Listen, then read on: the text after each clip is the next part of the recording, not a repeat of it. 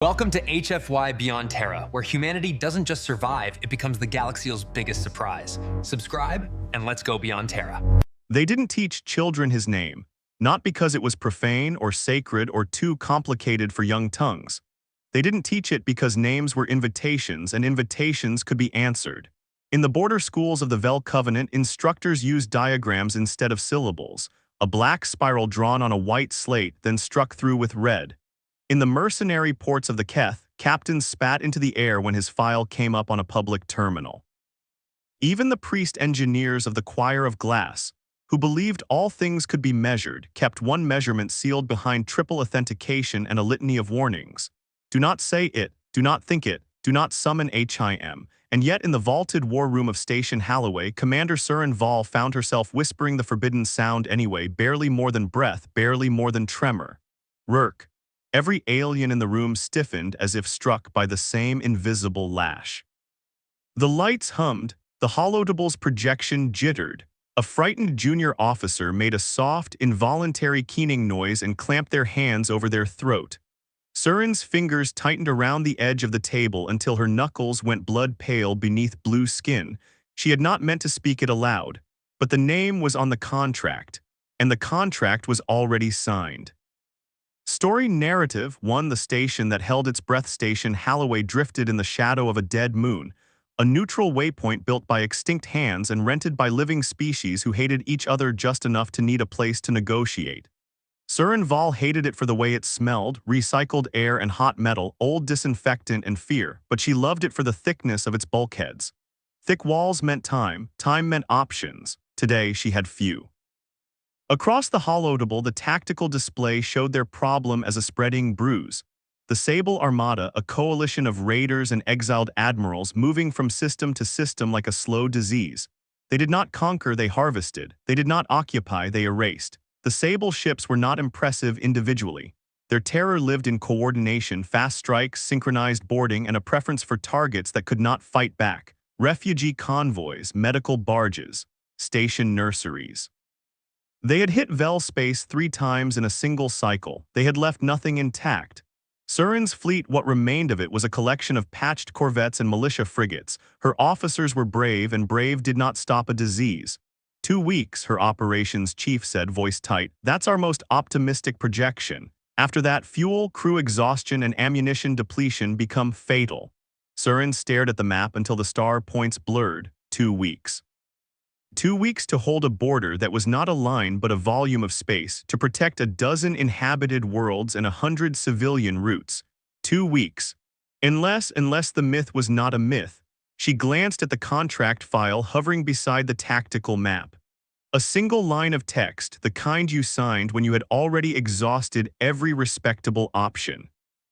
Private military asset, human designation, ROURKE Adrian TRMS, limited engagement /SPCFID target cost, accepted her second in command. A broad-shouldered Keth named Growl leaned close enough for his breath to rattle her ear.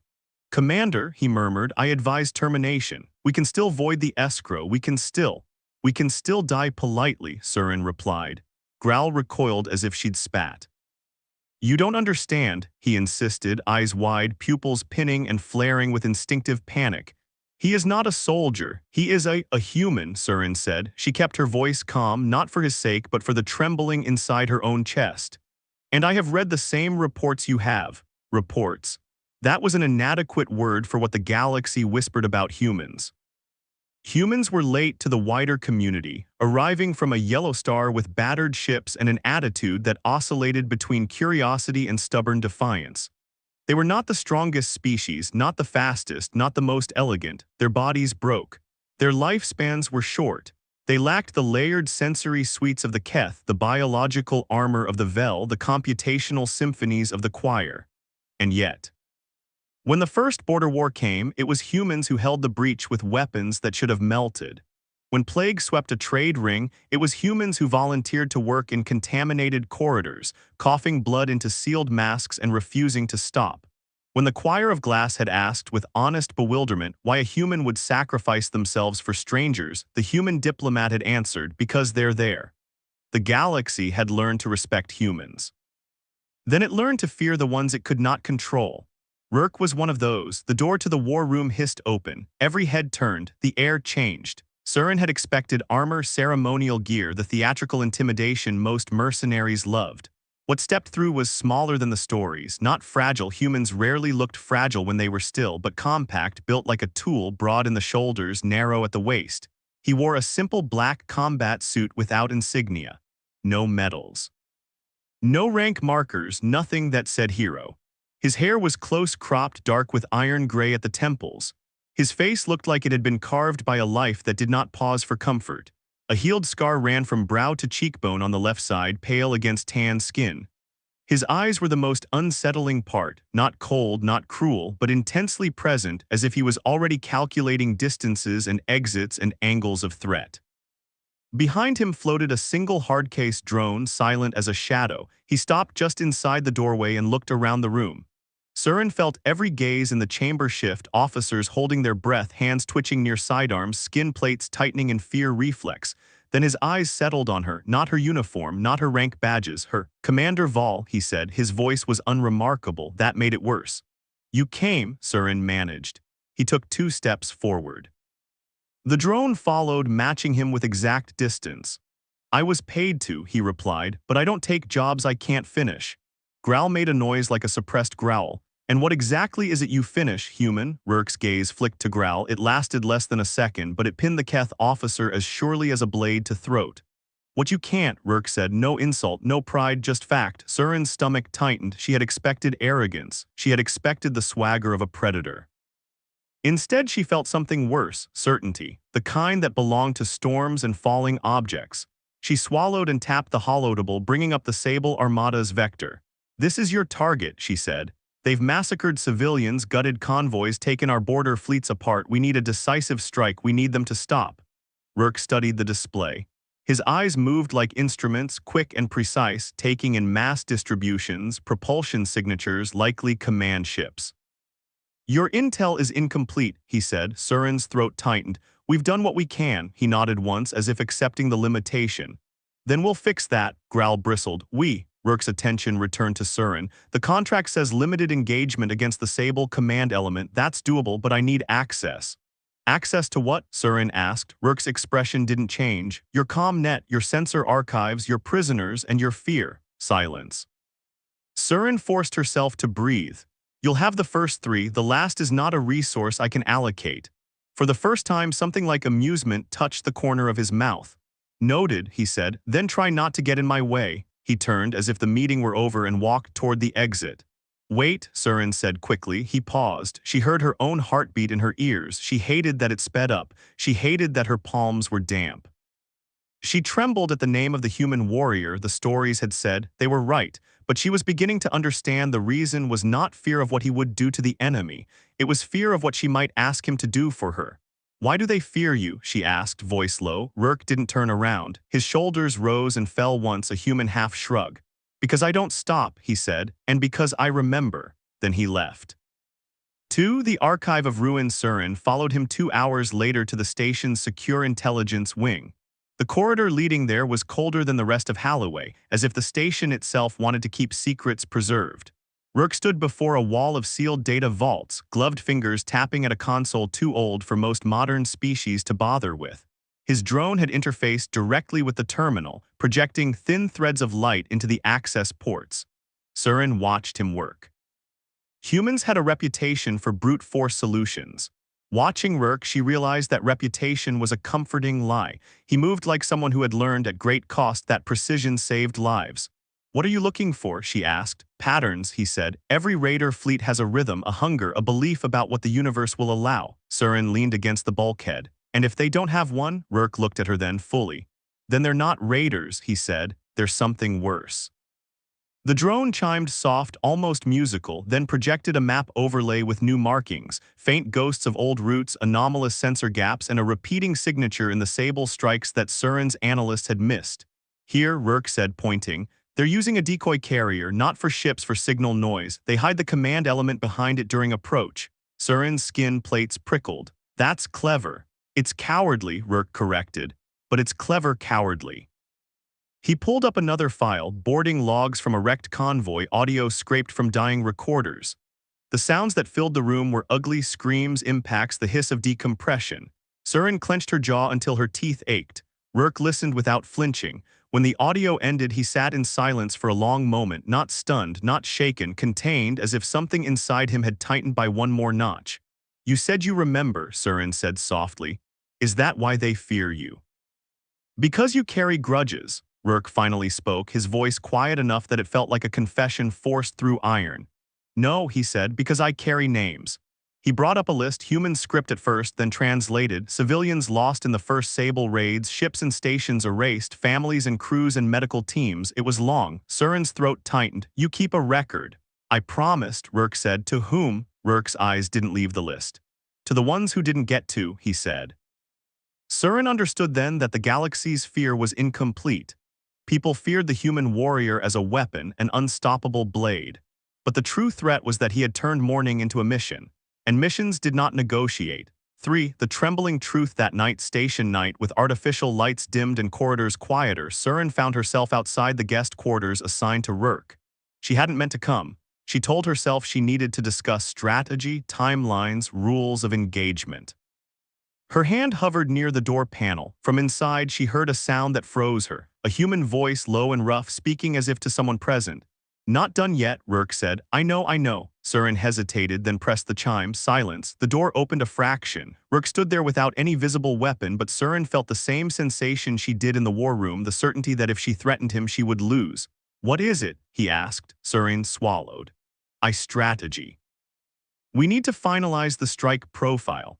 Rourke stepped back. The door slid open fully. His quarters were sparse, a bed, a small table, the hardcase drone docked into a wall port, no decorations, no trophies, but on the table was a single object that did not belong to a mercenary. A tiny, cracked child's toy, an animal figure painted in colors now faded. Surin stared at it before she could stop herself. Rourke followed her gaze. "Found it in a boarding corridor," he said. "Stuck in a vent." "Didn't make sense to leave it." Surin's chest tightened. "Is that who you were talking to?" Rourke's jaw flexed once. "Sometimes," he admitted. "It helps to say it out loud, keeps the rage shaped." Surin lowered herself into the only chair, careful, as if sudden movements might fracture something fragile between them. "They call you the Hollow Man," she said. "Some say you lost your mind in the Varric breach, others say you were never sane." Rourke's eyes narrowed, not in anger but in focus. "What do you believe?" Surin hesitated, then she told the truth, the one that made her hands tremble. "I believe you're the last option," she said, "and I hate that I need you." Rourke studied her for a long moment, then unexpectedly he nodded. "Good," he said. "If you liked needing me, you'd be the kind of commander I wouldn't work for." Surin exhaled shakily. "Tell me what you need." Rourke tapped the hollow-double feed he'd brought up earlier. "We don't fight the Sable Armada fleet on fleet," he said. "You'll lose. You don't have mass, you don't have ammunition." "We know," Surin said, bitter. "We fight their belief," Rourke continued. "They believe they can strike and vanish. They believe there's no cost, so we make the cost immediate, personal." Surin leaned in. "How?" Rourke's eyes were flat now, not cruel, simply committed. "We cut the head off," he said, "in front of everyone." 4. The plan that shouldn't work the next day. The station's hangar bay became a place of whispered panic. Rourke requisitioned a single human craft, an ugly, compact vessel with a reinforced spine and thrusters that looked overbuilt. It wasn't sleek. It wasn't elegant. It looked like something made to survive impacts. Surin watched as her engineers argued with him. "That hull will not endure a slip-edge insertion at that angle," one insisted. "It will," Rourke replied. "You cannot guarantee that," the engineer snapped. Rourke didn't raise his voice. "I'm not asking you to guarantee," he said. "I'm asking you to bolt on what I tell you and stop imagining your own limits apply to me." Surin stepped in before the argument became mutiny. "Explain," she demanded to Rourke. He brought up the updated route prediction. "The Sable Armada will hit Convoy Lane 7, he said. "They've circled it for 3 cycles. They want the medical barge at the rear." Surin's stomach knotted. "That lane carries evacuees." "Exactly," Rourke said, "so we put something else in the rear." Surin's eyes narrowed. "A trap, a promise," Rourke corrected. "They show up, they don't leave with impunity. They need to know that." Growl looked sick. "And what do you intend to do with one craft against an armada?" Rourke glanced at him. "I'm not fighting the armada," he said. "I'm boarding the command ship." A stunned silence followed. Surin felt her mouth go dry. "That's suicide." Rourke's expression didn't change. "It's Wednesday," he said. She didn't understand the reference, but the way he said it like a mundane appointment made several officers recoil. Surin forced herself to speak. Even if you reach it, even if you board, you won't survive extraction. Rourke finally looked at her with something that might have been the faintest edge of softness. I didn't sign for extraction, he said. I signed to stop them. Surin's throat tightened. You're not dying out there. Rourke's gaze held hers. Then don't waste the opportunity, he said. Make it matter. The words hit her like a physical blow. She realized with a cold clarity that the galaxy's fear of him was partly wrong. They feared him as if he were an unstoppable predator. But the real danger was that he was an unstoppable volunteer. 5 Lane 7 Convoy Lane 7 glittered with civilian ships, transports and tugs and medical barges, their drives tuned for efficiency, not speed. Surin's escort formation was thin, spread to cover as much as it could. Rourke's craft sat at the convoy's rear, dark and silent, as if it were ashamed to be seen. Surin watched from her command bridge, hands clenched behind her back, her heart hammered against her ribs. They're coming, her sensor officer whispered, space bent. The Sable Armada spilled out of slip-like ink into water, sleek raider hulls, angular and predatory, fanning out in practiced formation. Civilian ships began to scatter. Surin's fleet surged forward, weapons charging. And Rourke's craft did not retreat, it accelerated, straight toward the densest cluster. Human asset is moving, the ops chief said, voice high with alarm. He's commander, he's going in. Surin's throat went tight. I see it. The Sable ships reacted, turning to intercept. They'd expected fear, they'd expected prey. What they got was a human who did not break. Rourke threaded through incoming fire with violent precision, micro-adjustments, thrusters burning hot, the small craft rolling and snapping like a thrown blade. He didn't dodge everything. The hull took hits, plates flared, alarms screamed over the comm channel, his own, stripped down to bare data. Surin's stomach lurched. Pull him back, Growl pleaded. Pull him back. Surin's nails bit into her palms. Rourke, she said over the secure channel, you're taking too much damage. His reply came with static, unsteady but calm.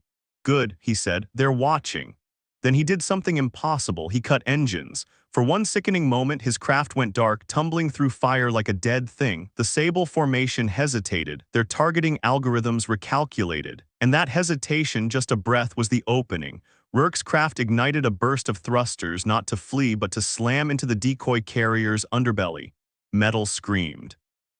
The impact rang through the convoy's sensors like a bell. Surin's bridge went silent. Collision, someone breathed. He's inside. Rourke's voice came again, distant now, filtered through layers of interference. Latch engaged, he said. Boarding. Surin stared at the tactical display as if willing it to change. Rourke, she said, her voice breaking into something she hated, a plea. Confirm you have a path to the command ship. A pause, then I do. Extraction plan, Surin demanded. Another pause. Then softer, Commander, don't. Surin's chest tightened. He didn't say can't, he said don't hope, don't bargain, don't dilute the choice with imagined rescue. Surin swallowed hard, eyes burning.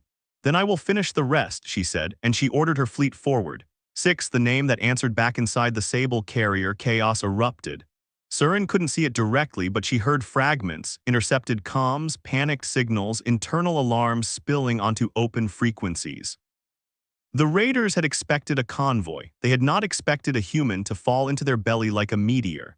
Surin's gunners found targets distracted by internal disorder. Escorts pinned raider wings. Civilian ships fled under covering fire. But the command element, the real heart of the Sable Armada, still lurked behind the decoy carrier. Surin's sensors flashed. A new contact emerged. The command ship, angular and armored, swinging into position to coordinate withdrawal. Lock it, Surin ordered, all batteries. Her weapons officer hesitated. Commander, our shot solutions are unstable. The carrier is in the way. Surin's voice went cold. Then we move. Her ship surged forward, pushing into a gap that would have been suicidal against a focused enemy. But the enemy was not focused. They were listening to their own screams. The command ship turned, attempting to retreat into slip. And then something happened that made Surin's breath catch. Its slip field stuttered. Flickered, collapsed. Interference, the sensor officer whispered. From inside, Rourke, Surin's skin plates rose in shock. He wasn't just boarding, he was sabotaging their escape. A burst of audio crackled through the channel, raider voices shrill with terror. He's in the core, one screamed. He's the transmission dissolved into static and a wet, abrupt silence. Surin felt her hands shake. She realized she was trembling again, not because she was afraid of the human warrior, because she could almost feel the weight of what it cost to become him. Fire, she ordered, voice raw. Her fleet's volleys slammed into the command ship. Its shields flared, then buckled under concentrated kinetic strikes. Hull plates peeled away. Atmosphere vented in glittering arcs. The command ship tried to maneuver. It didn't matter. With its slip field crippled, it was a wounded animal surrounded by hunters. Surin watched it break apart piece by piece until its lights went out. A stunned hush settled over the convoy lane. The Sable Raider wings, seeing their command dead, faltered, then scattered, fleeing in disorganized fragments. The disease had lost its mind. The galaxy had just watched the cost of saying his name. 7 aftermath hours later, Station Halloway's medbay was quiet, save for the hiss of sterilizers and the muted footsteps of exhausted staff. Surin stood outside a sealed recovery room, staring at the panel that displayed one word. Stable. Growl approached, his posture uneasy. "He lived?" he asked, disbelief thick in his voice. Surin nodded once. "They pulled him out of the wreck," she said. "Barely, he was still moving." Growl swallowed. "Why?" Surin didn't answer immediately, because the question was not what he meant. He meant, why would a human do that for aliens, for strangers, for a border that was not his? Surin thought of the list in Rourke's quarters. Names carried like a burden, promises made to the dead. She placed her hand against the cool glass of the recovery room window. Inside, Rourke lay connected to monitors and fluid lines, his chest rising and falling with slow, controlled breaths. His face was pale, the scar stark against it. He looked for the first time his age or older. Surin's voice came out soft. "Because they were there," she said. Growl stared at her, then down, as if ashamed of something he couldn't name. Surin remained by the glass until the door panel chimed. The med tech blinked at her. "Commander, he's awake. Briefly, he asked for you." Surin's throat tightened. She stepped inside. Rourke's eyes opened as she approached. They were unfocused at first, then sharpened on her face. "You did it," he rasped. Surin exhaled. "We did," she corrected. His mouth twitched. "Fine, you did," he conceded. "Convoy safe?" "Yes," Surin said. Lane 7 survived. A long breath left him, as if something inside him unclenched. "Good," he whispered. Surin hesitated, then spoke the question that had been burning since the war room. "You told me not to hope," she said, "but you survived anyway. Why?" Rourke's gaze shifted to the ceiling, as if searching for the right words in the sterile light. "Because I'm not done," he said finally, "and because someone has to live long enough to tell the truth about what it costs." Surin leaned closer. "And what does it cost?" she asked, voice shaking. Rourke looked at her then, fully present despite the pain. "It costs the part of you that believes the universe is fair," he said. "It costs sleep, it costs peace, it costs the illusion that you can save everyone." He swallowed, throat working. "But it doesn't cost the choice," he continued. "That part you have to protect, or you become what they say you are." Surin felt her eyes sting. The galaxy feared him because he didn't stop. But in that moment she understood the deeper truth. He didn't stop because stopping would mean admitting the dead were negotiable. Surin straightened, voice steadying into command again. "The Sable survivors will regroup," she said. "They'll change tactics." Rourke's expression hardened, the warrior returning like a shadow over his face. "Let them," he said. "Now they know a name can answer back." Surin nodded once. She had hired a weapon. What she had found was a witness. And that was far more dangerous to the monsters. Outro closing. By the next cycle, the border schools would still draw the black spiral on white slate. Captains would still spit when the file surfaced. The choir of glass would still seal their measurements behind warnings. But the lesson would shift just slightly from superstition to strategy. They would learn that fear was not the point. The point was accountability. Because somewhere out in the cold lanes between stars, there walked a human who carried names like ammunition. And when the galaxy whispered his own, it wasn't a summoning. It was a reminder. Some debts are collected, some horrors are hunted, and some warriors, human warriors, do not stop, not because they love war, but because they refuse to let the innocent disappear without being counted. And Commander Surin Val, blue hands no longer trembling in shame, would speak that forbidden name when it mattered most. Not as a curse, not as a prayer, but as a promise.